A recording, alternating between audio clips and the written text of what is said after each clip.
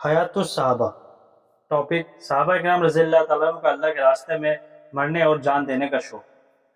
حضرت سلیمان بن بلال رضی اللہ عنہ فرماتے ہیں کہ جب حضور صلی اللہ علیہ وسلم بدر کے لیے تشریف لے جانے لگے تو حضرت سعد بن خیثمہ رضی اللہ تعالیٰ عنہ اور اس کے باپ حضرت خیثمہ رضی اللہ تعالیٰ عنہ دونوں نے حضور صلی اللہ علیہ وسلم کے ساتھ جانے کا ارادہ کیا۔ چنانچہ حضور صلی اللہ علیہ وسلم کے سامنے اس کا تذکرہ ہوا تو آپ نے فرمایا دونوں میں سے ایک جائے، چونکہ روکنے پر کوئی راضی نہیں ہے، اس لیے دونوں قرعہ ڈال دو۔ حضرت خیثمہ بن حارث نے اپنے بیٹے سعد سے کہا اب ہم دونوں میں سے ایک یہاں رہنا تو ضروری ہو گیا ہے، اس لیے تم اپنی عورتوں کے پاس ٹھہر جاؤ۔ حضرت سعد نے کہا اگر جنت کے علاوہ کوئی اور چیز ہوتی تو میں حضور صلی اللہ علیہ وسلم کے ساتھ جانے میں آپ کو اپنے سے آگے رکھتا، میں اپنے اس سفر میں شہادت کی امید لگائے ہوئے ہوں۔ چنانچہ دونوں نے قرعہ ڈالا جس میں حضرت سعد کا نام نکلا۔ پھر حضرت سعد حضور صلی اللہ علیہ وسلم کے ساتھ بدر گئے۔ عمر بن عبدود نے ان کو شہید کیا۔ حضرت محمد بن علی بن حسین رضی اللہ عنہ فرماتے ہیں کہ جب بدر کی لڑائی کے دن عتبہ نے اپنے مقابلے کے لیے مسلمانوں کو للکارا تو حضرت علی بن ابی طالب رضی اللہ عنہ ولید بن عتبہ کے مقابلے کے لیے کھڑے ہوئے۔ یہ دونوں نوجوان برابر کے جوڑے والے تھے۔ روایت کرنے والے نے ہاتھ میں سے اشارہ کرتے ہوئے ہتھیلی کو زمین کی طرف الٹا کر بتایا کہ اس طرح حضرت علی نے ولید کو قتل کر کے زمین پر گرا دیا۔ پھر کافروں میں سے شعبہ بن ربیعہ باہر نکلا، اس کے مقابلے کے لیے حضرت حمزہ رضی اللہ عنہ کھڑے ہوئے۔ یہ دونوں بھی برابر کے جوڑے والے تھے۔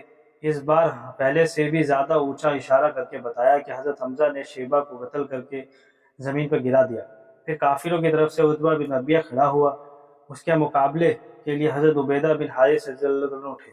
وہ دونوں دو ستونوں کی طرح تھے، دونوں نے ایک دوسرے پر تلوار کا وار کیا، مگر حضرت عبیدہ نے عتبہ کو اس زور سے تلوار ماری کہ اس کا بایاں ہاتھ لکٹ گیا۔ پھر عتبہ نے قریب آ کر حضرت عبیدہ کی ٹانگ پر تلوار کا وار کیا جس سے ان کی پنڈلی کٹ گئی۔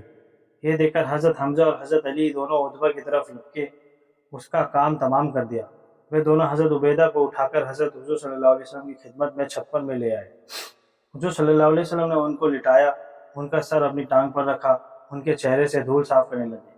حضرت عبادہ نے کہا اے اللہ کے رسول صلی اللہ علیہ وسلم، اللہ کی قسم اگر ابو طالب مجھے اس حال میں دیکھ لیتے تو وہ یقین کر لیتے کہ میں ان کے اس شعر کا ان سے زیادہ حقدار ہوں جو انہوں نے حضور صلی اللہ علیہ وسلم کی حمایت میں کہا تھا۔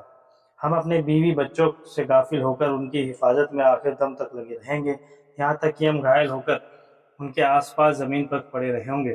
اور ساتھ ہی یہ عرض کیا کیا میں شہید نہیں ہوں؟ آپ نے فرمایا بے شک تم شہید ہو، میں اس بات میں تمہارا گواہ ہوں۔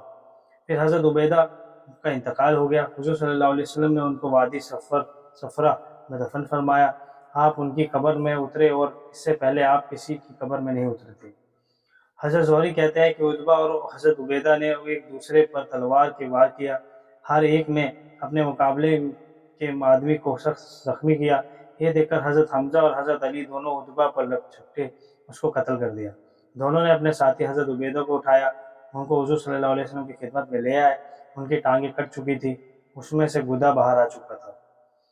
جب وہ حضرت عبیدہ کو حضور صلی اللہ علیہ وسلم کی خدمت میں لے آئے تو حضرت عبیدہ نے کہا اے اللہ کے رسول صلی اللہ علیہ وسلم، کیا میں شہید نہیں ہوں؟ حضور صلی اللہ علیہ وسلم نے فرمایا کیوں نہیں، تم یقیناً شہید ہو۔ حضرت عبیدہ نے کہا میں اگر ابو طالب زاد آج زندہ ہوتے تو وہ یہ یقین کر لیتے کہ میں ان کے اس شعر کا ان سے زیادہ حقدار ہوں۔